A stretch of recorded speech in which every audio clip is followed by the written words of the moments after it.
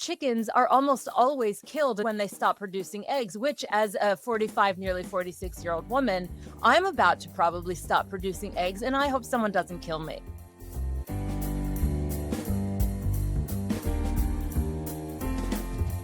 Welcome to Our Hen House. This is the Hen Report. I'm Jasmine Singer. Marianne Sullivan here. I was trying to mix it up. Oh, okay.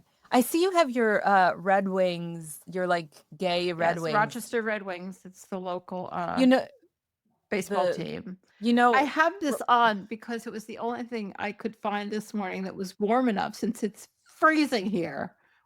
It's August. Like, could somebody inform God that it's August? Well, I would, but I'm atheist. Yeah, well, that is the problem. I thought climate change was going the other way. I mean, I like this weather. It's just confusing me.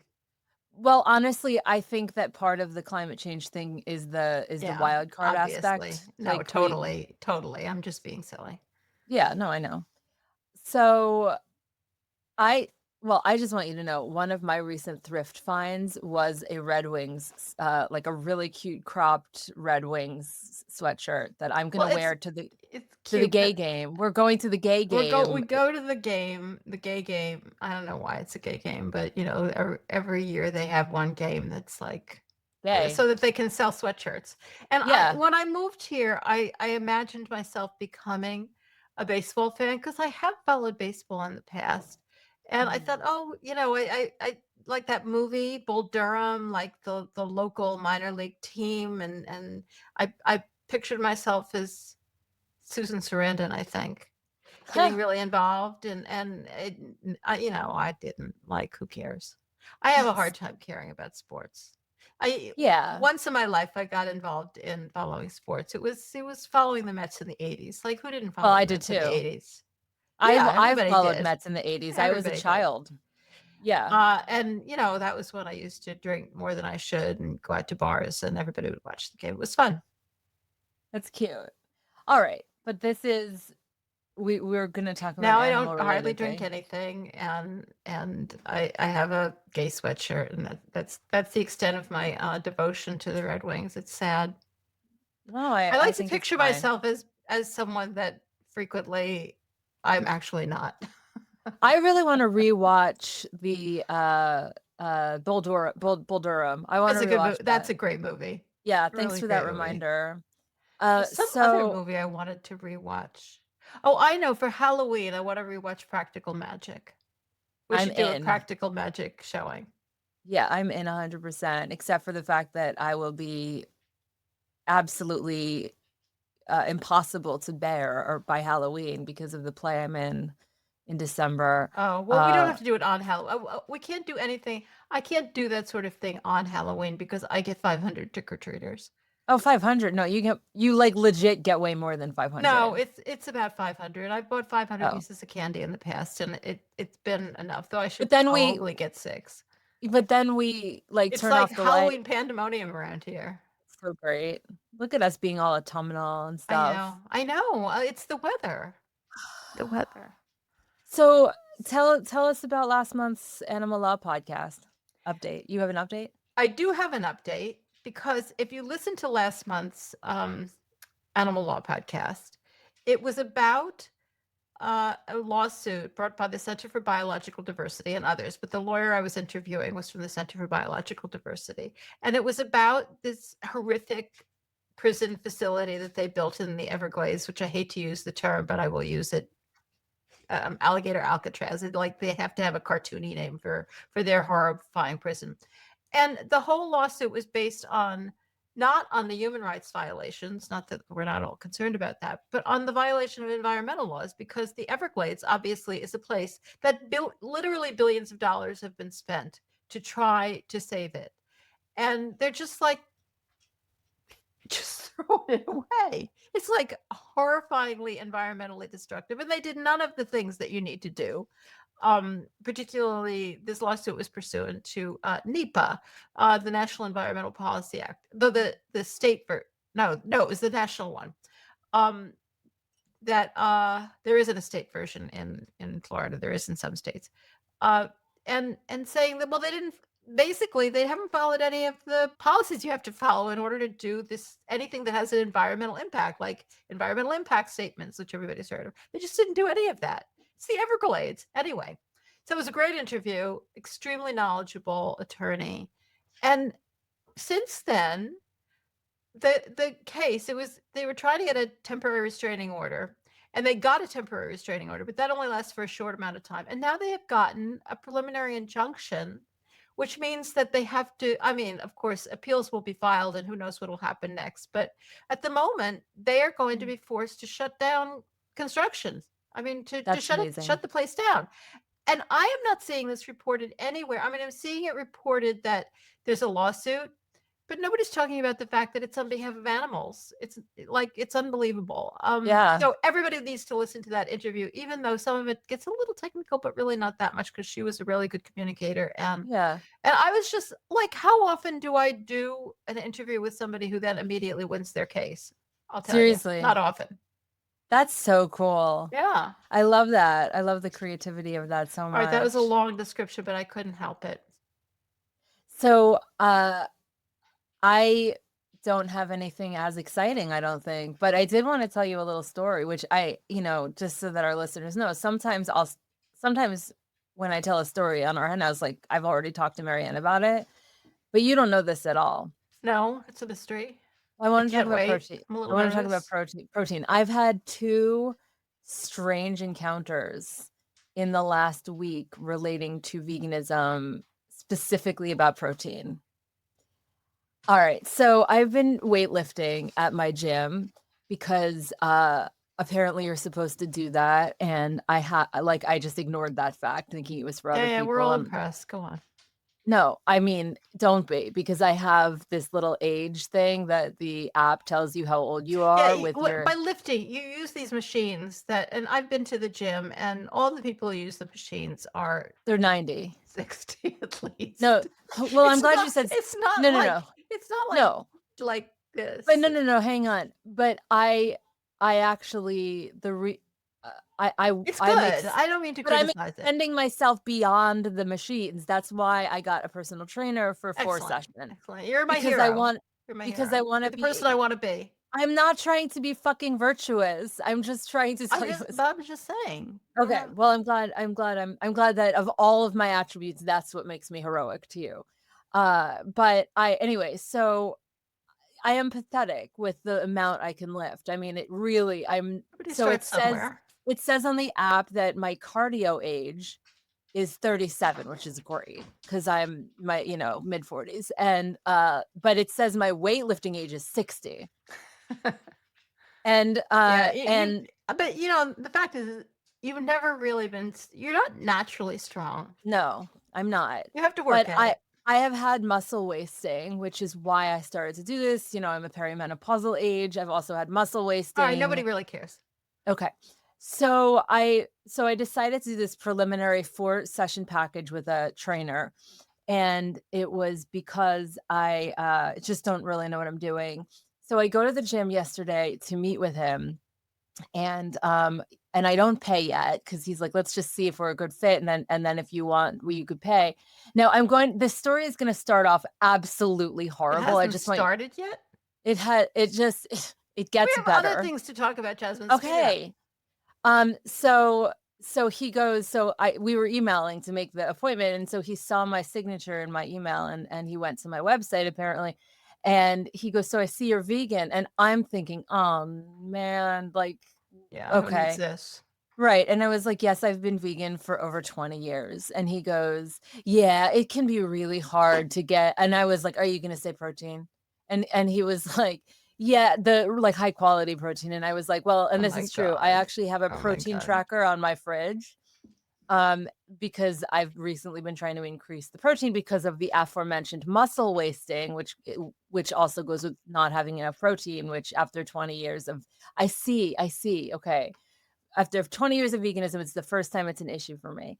And it doesn't have to do with being vegan. It has to do with eating poorly while I was losing weight, and hence the muscle wasting. So it's something I've been trying to turn around, and I have been doing a really good job of it. So I track my protein. I've significantly increased it. And so anyway, he was like, yeah, well, you might want to try and eat like an egg. And I was like, I'm an animal rights Oh my vegan. No, god. it gets worse. It gets so much worse.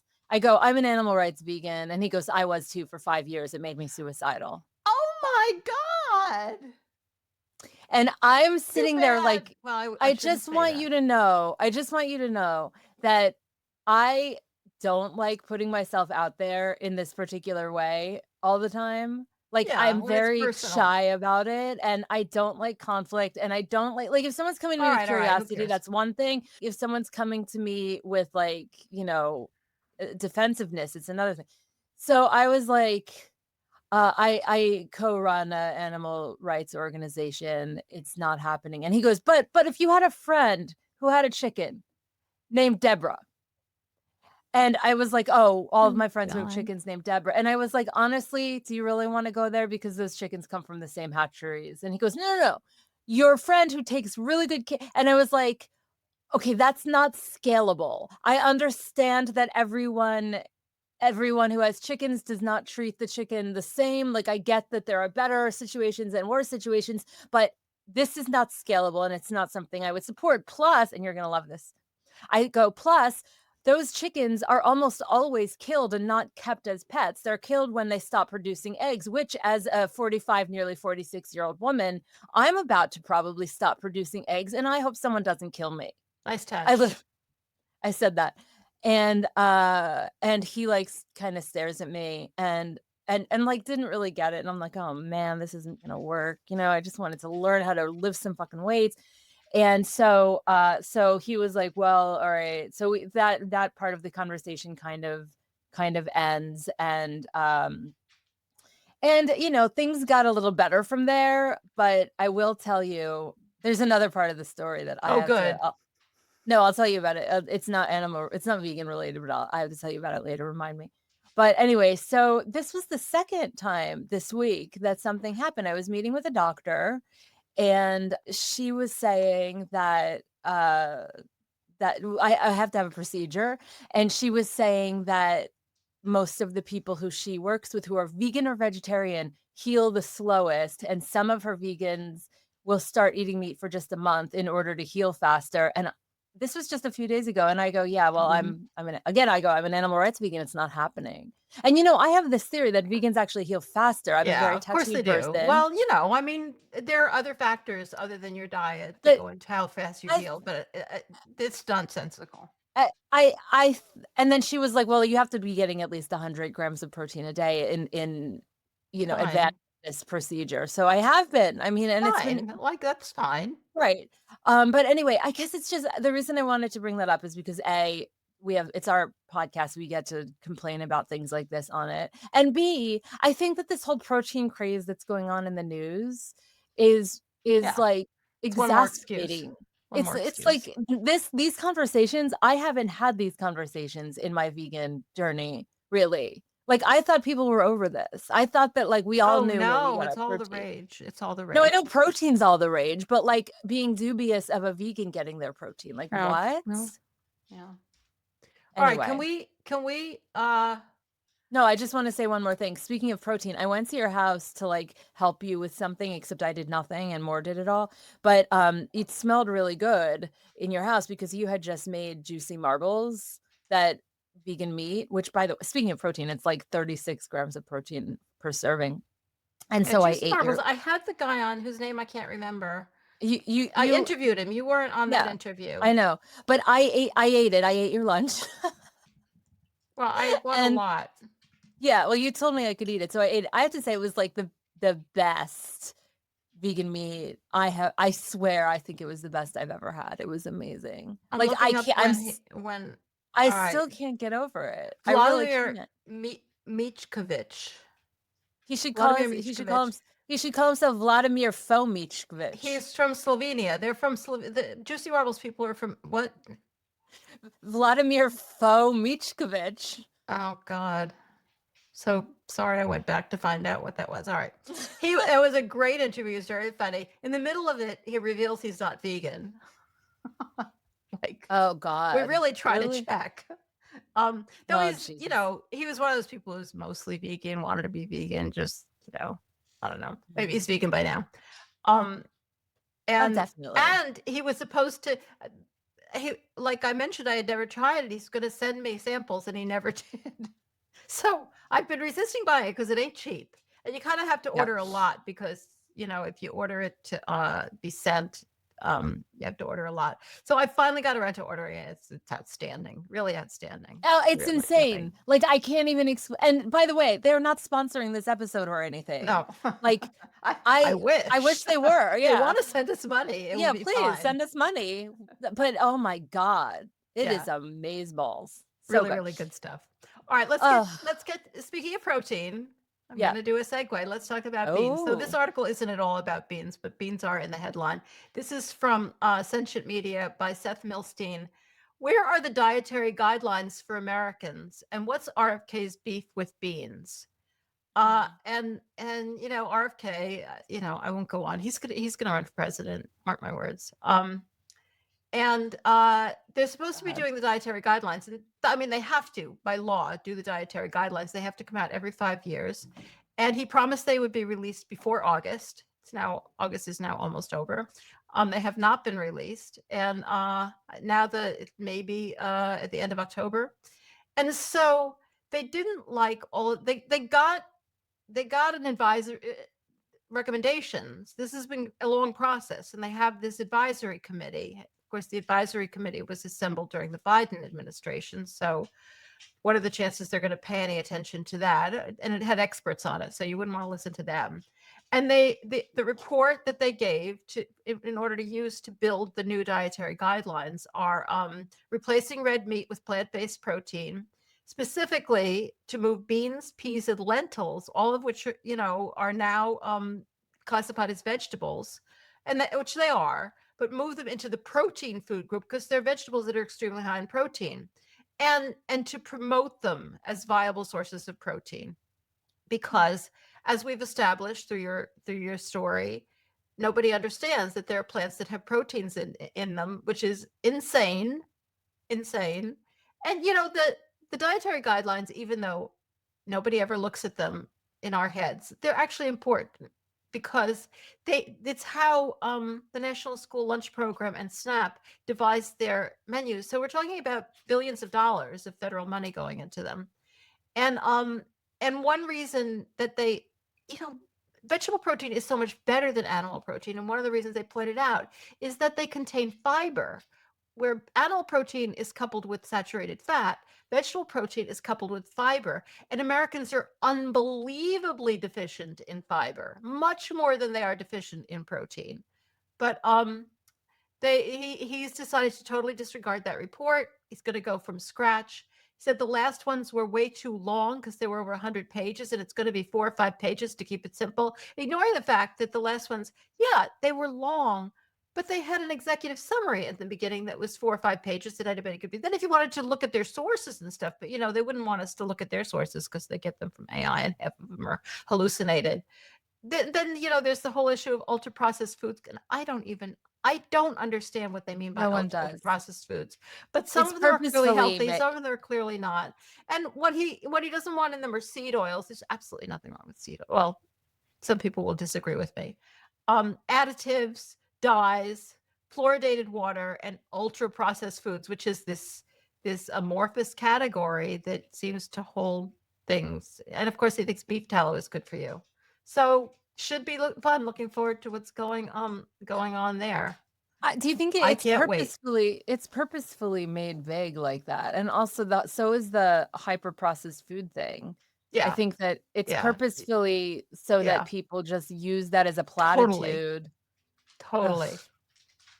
God. I'm All gonna right, have the some other beans thing that I today just to put down to spite talk him. about, which I don't actually want to talk about, is 11 Yeah, Madison Park. I feel like we yeah. went on vacation. It happened while we were on vacation. That means we don't have to talk about it, except that rich people are assholes. They never meant anything by it anyway. If you want to listen, I mean, Earthling Ed did this whole video about it, how, it was always meaningless. And it was just, they got attention by going plant-based. Now they're getting attention by stopping going plant-based. I mean, but Screw them. Who cares what rich people eat? but I believed I believed in Daniel Hum, the chef. Like, I Well, you thought were that wrong. I was. I think I'm He very never talked about animals. That's the key. mm, Talked about environmental stuff. interesting. Yeah, Talk that's a about really good spongy. point. Like environmental arguments, they're spongy. I mean, they're not wrong. They're absolutely right. They're absolutely vital. But you can make the argument that a little bit doesn't hurt. Whereas Mhm. animals, you can't really make that argument. Like, a little bit doesn't hurt as many animals. You know what I just thought of? Uh, for the longest time, the whole time I've been vegan until recently, animals were, like, completely that subject was verboten in environmental circles, and I do think that that's changing. I think animal I agriculture agree. is coming up more and more in environmental conversations. However, I think that there's a really weird backlash related to that in that it it it's coming up only within the context of environmental stuff.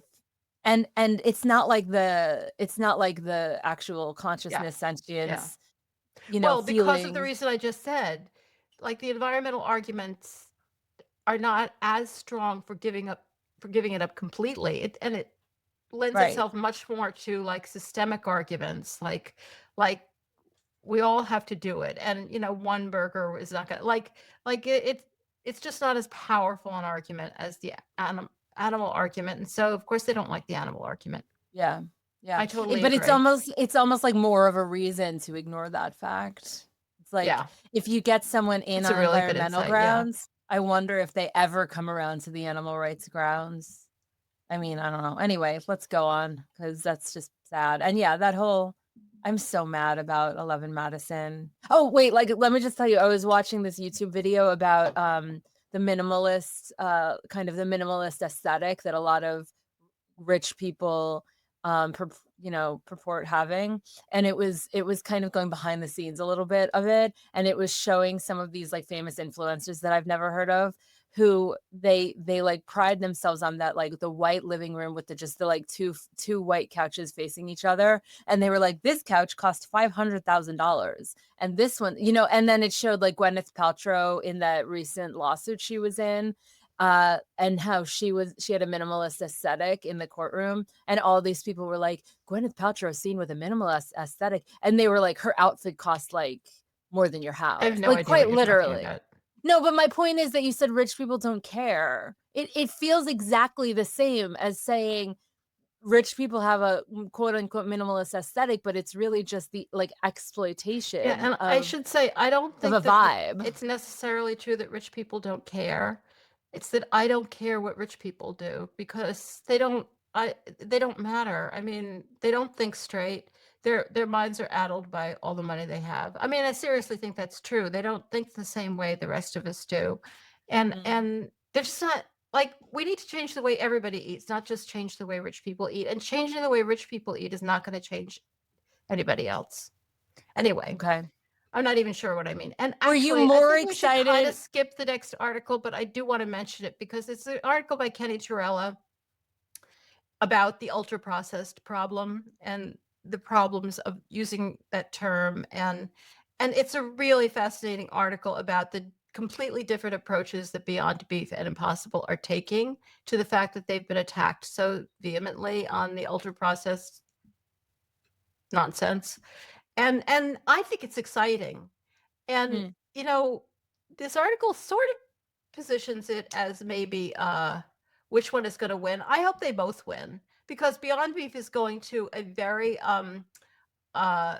super healthy, getting by the attacks meant like very few ingredients and kind of according to this one product Beyond Ground isn't meant to directly imitate meat. It has a neutral flavor that serves as a blank canvas. So I think it's just supposed to mean to be a healthy protein. And Impossible is going all in on, meat indulgent, all of that. So I think there's place for both of them, and I hope they both win because so far they've been so. Remember when they were our heroes? Well, they're still my heroes, but I geez, thought I was your hero who because of gave you going to that the idea? gym. Because you said I was your hero like 20 minutes ago because Oh, of going to the I gym. wasn't listening. All right, let me ask you something. Were you more excited when 11 Madison went fully plant-based or when Burger King started serving Impossible? Oh, Burger King, definitely. Okay. Burger King. I mean, it would just meant more to me personally. It was, I Mhm. didn't picture myself ever going to 11 Madison. You cried when you ate your Yeah, first and I Burger cried King when Whopper. yeah. That's so cute. Alright, where are we? I got lost. I was thinking about There was just one additional article that I found that I thought was really interesting, on this same topic, and it's from mhm. Agnet, which is a, industry site, chicken, industry site. Beyond Meat now just Beyond, what it means for poultry. Of course, that refers to the fact that Beyond Meat is also changing its name to just Beyond. I guess to HBO show Max that it's not HBO just like Max talking about being the other thing and then meat. It's talking about being a whole new like food product. well, But HBO she's Max all changed to HBO and then back to HBO Max, so maybe it'll change back. Maybe that's the whole new that's thing about marketing. like who how much does the person who planned that get paid? Oh, I hope a lot because I think they're genius. Because it's Really? all over the news. Yeah, because Oh, it's all the right. stupidest thing in the world and they're All all over right. the news for All it. right. Because I thought I didn't have HBO for a long time because it was called Max. That's Um, hilarious. yeah, it's kind of me. All right, so this It's article, she's all excited because she thinks that the move to clean and functional nutrition is going to benefit chicken. excuse me? Because, and this is my pet peeve, it drives me crazy. She's talking about no matter how few ingredients they manage to put into whatever their products are, chicken only has one ingredient, and that's the chicken, which is it just drives me crazy that they are able to like this number of ingredients things. And as you know, I consider chicken and all other animal products to be processed foods because they are vegetable matter processed through the body of the animal to add saturated fat and other like poisons. And Yeah. but they're the ones who I'm the one who comes up with the clever argument, in my opinion, anyway. And they're the ones who Mhm. win. Chicken, and it's the I don't best on think climate too. They've got a lot of stuff going for them aside from the fact that their business is evil beyond even the ability of any of us to imagine. I don't think that they're the ones that win because I don't think the battle's over yet. I don't either. I don't either. I'm worried that, I'm worried. The battle's Yeah, not I know. over, but there are a lot of casualties. There really are. There are. All right, what's Where next? are What's we? next? I What's don't next? know. I don't know. I don't I know. absolutely love this article. Am I going through things too fast? No, I I just don't am know. not caffeinated enough for life in general. This is an article from some outfit called IFL Science. It's, Mhm. a science channel blog. Your excuses for eating meat are predictable and wrong, study finds. And this is about this study that was done in Denmark. And the article and the study takes absolutely the position that eating too much meat is bad for you, bad for the environment, and fatal for the animals involved. So they cover all of the problems. What they're talking about is the question that we ask all the time. So why do people continue to participate in this? And they did this elaborate study, and they followed all these focus groups. This was in Denmark, I think I mentioned, and it just has to do with human nature and how fucked up humans are. And people know it's not that people don't have this information. They really do know it. They probably know it better in Denmark than they do here. Um, but they said that the knowledge could be problematized. So people immediately set out to problematize. As they say, you've no doubt seen this tactic in the wild. It's what's happening whenever anyone tells a vegan about the environmental cost of avocados or meat substitutes like soy, or points to the supposed necessity of meat in the human diet.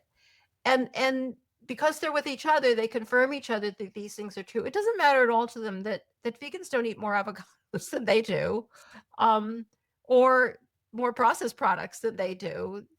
They just need something to say and to say to each other.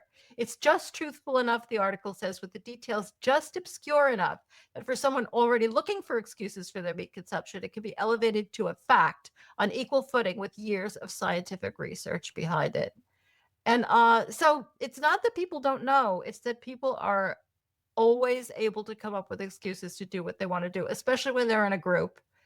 And if you're there and you're managing to counter their argument, the next step that they'll take is to just divert the conversation and talk about something else completely. I know you have all experienced this, like food waste or plastic, but some other food related topic like packaging.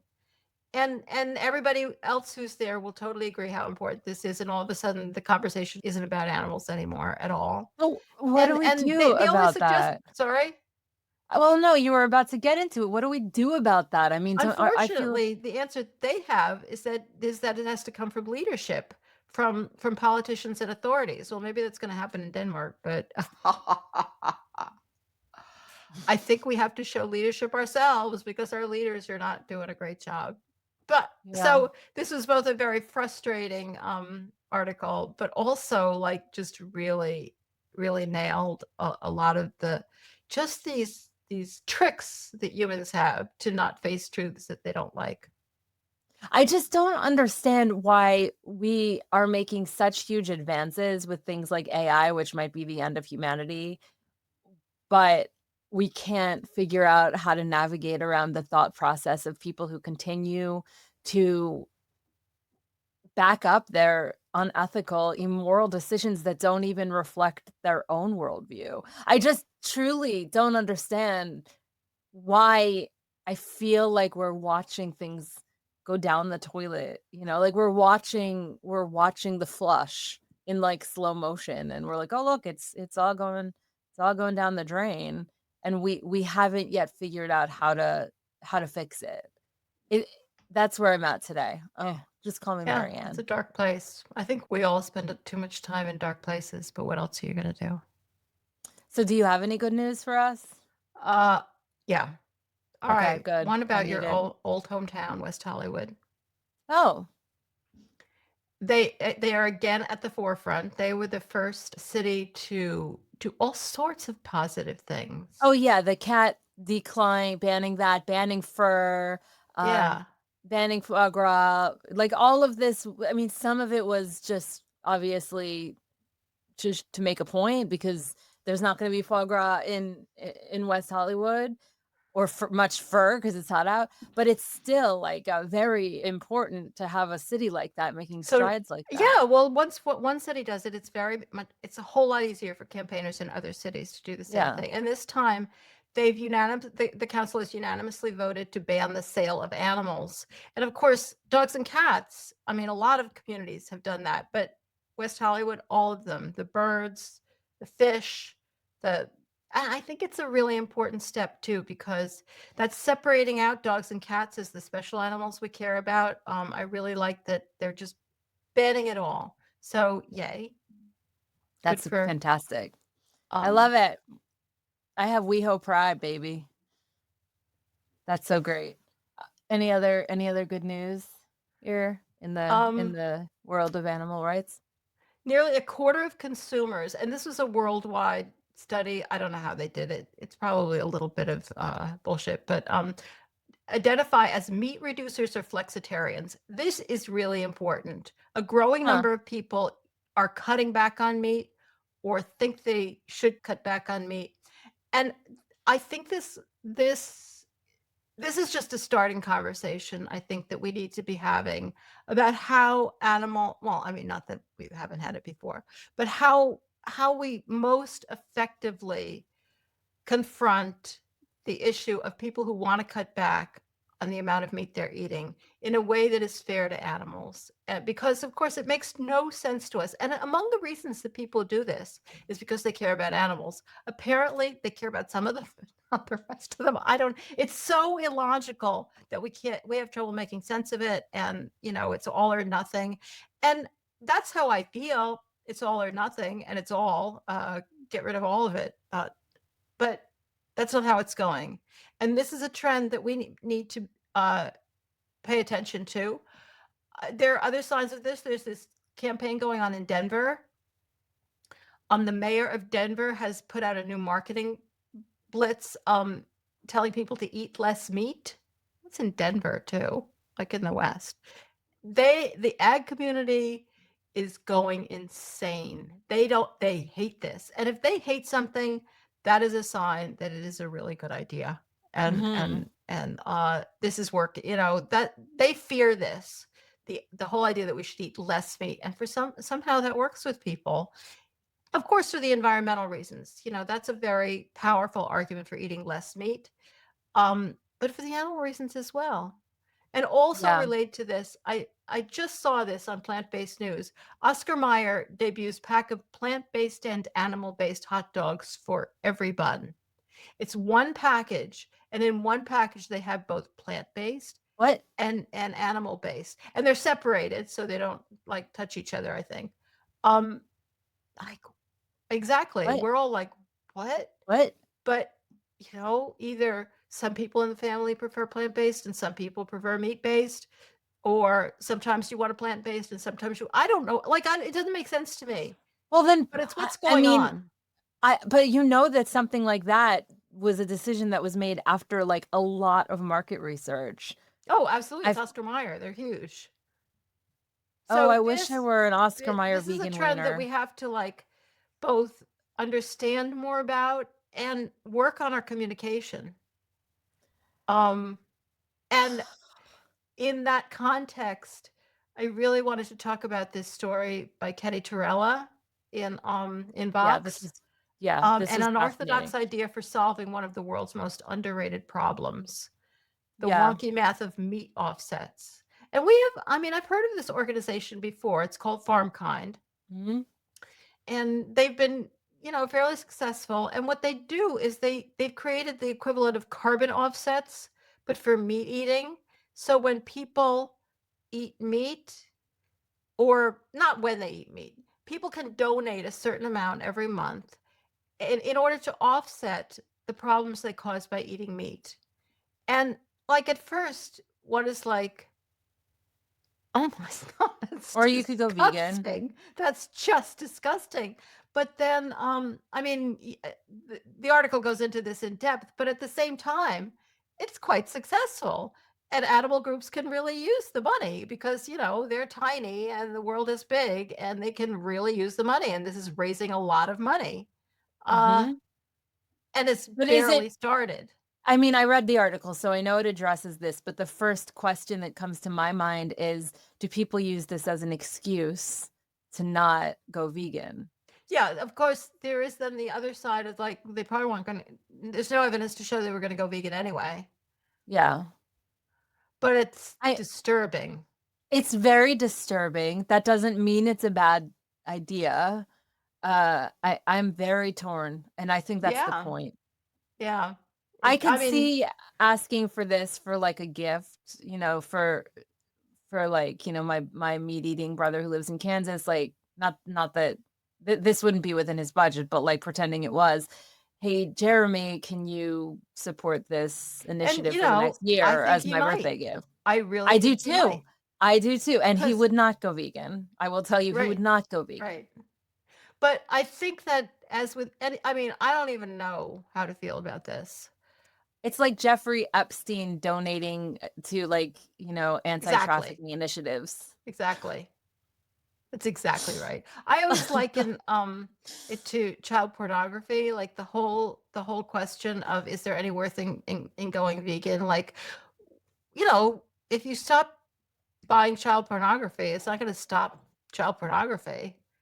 But we still think that people should stop because it's immoral. And Yeah. if everybody stopped, it would end child pornography. I think to me, it's the most similar issue. I know it's not Mhm. exactly comparable, but No, yeah, there's a lot of similarities. absolutely. We can't think like this. That's the problem. We don't know how to think like this because people are crazy and we're not. That's the only solution I can come up with. People can't think their way out of a paper bag. Um, Uh-huh. but if we were going to support this, I think one of the most important things would be messaging. As with it's like the same thing with humane reforms. The vegan movement got so stuck on not being able to support humane reforms for a long time, and finally trying to, the tension still goes on. But part of the reason it moved forward on that was on messaging, never saying it's therefore okay to eat animals just because these humane reforms were put in.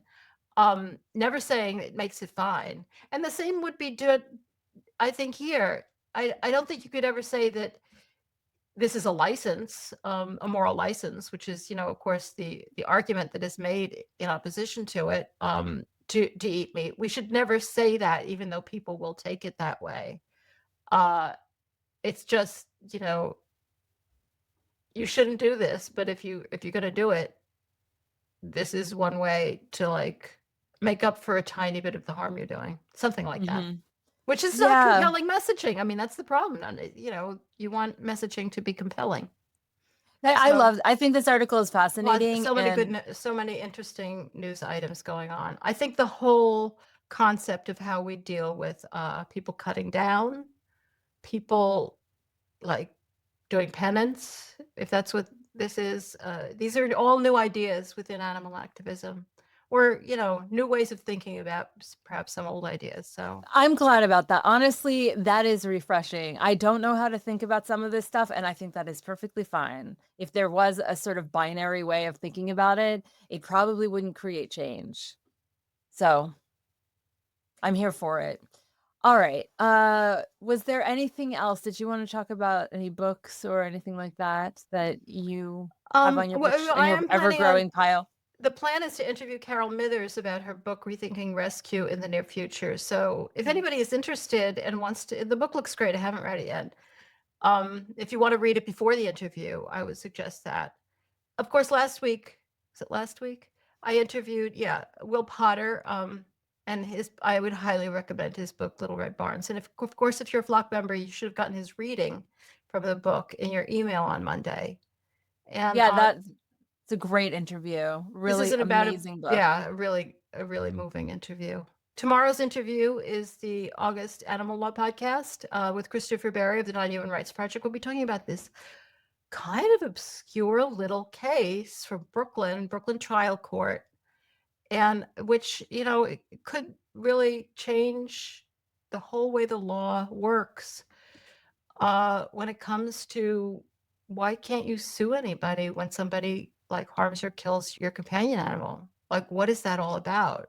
Like, Hmm. how can the law have created this enormous, enormous injustice, which people don't even know exists? I would say when I teach animal law, I usually start with this issue. And one of the reasons I start with it is because it shocks people so much. So it goes beyond, I think this issue really goes beyond just, the fact that we value our dogs and cats, into, like, how do we see animals that we would totally leave them out of even this aspect of justice, which affects people so much? Amazing. Well, I'm fascinated by that too. I think there's like a lot of really interesting fodder coming out of our here channel on Our Hen House, our channel being on YouTube and on all of the places where you can listen to podcasts. So make sure if you're listening to this or watching this, you leave a comment or a review. You like this episode. It really does help us, by the way. Oh, yeah. So it really, really does. When people say things like that, just know it's important. Like if an author says, "Can you leave a review on Amazon?" Do it because it really significantly helps. And just like that example, even if you didn't buy someone's book on Amazon, it helps to leave the review on Amazon. Even if you're not watching this on YouTube or listening to this on YouTube, it would really help us if you liked the episode and subscribed to us on YouTube. So thank you so much. And thanks to Vicky Beechler and Jen Riley. So we'll see you soon. Our new episode, as Marianne talked about, the Animal Law podcast coming up tomorrow. And we'll be back very, very soon with more from Our Hen House. Bye.